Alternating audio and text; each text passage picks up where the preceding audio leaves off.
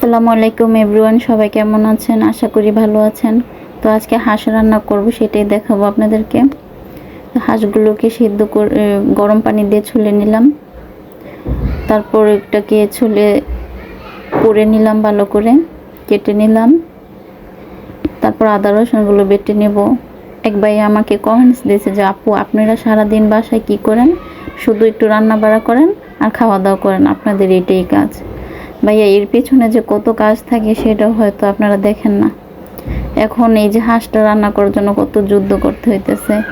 এর ফাঁকে, রান্নার ফাঁকে ঘর গোছানো, বাচ্চাদেরকে খাওয়ানো, গোসল করানো, বাকি অন্যান্য কাজ, নিজের গোসল, অনেক কিছু, নামাজ পড়া, এগুলো করে সংসারে মেয়েদের প্রতিদিন যুদ্ধ করতে হয়। হ্যাঁ ভাই, আপনারাও ঠিক আছে কাজ করেন, তারপর টাকা ইনকাম করেন, তারপর বাজার করে বউ বাচ্চাদেরকে খাওয়ান, আপনারাও অনেক পরিশ্রম করেন। তো কারো কারো কাজটা কি ছোট মনে করবেন না।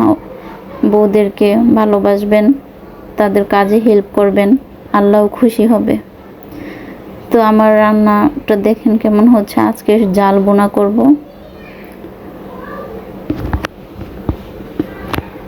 একদম হাঁসের মাংস ঝাল বোনা না হলে ভালো লাগে না। তো ভালো করে কষিয়ে নিতে হবে। মাংস রান্নার স্বাদই হয় ভালো করে কষালে।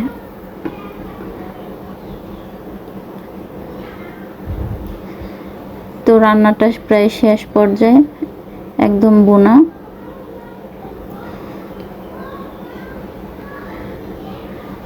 তো আমার ভিডিওটা ভালো লাগলে আপনারা জানাবেন, খারাপ হলেও জানাবেন। তো ইনশাআল্লাহ ভালো থাকবেন, আবারও দেখা হবে নেক্সট ভিডিওতে। আল্লাহ হাফেজ।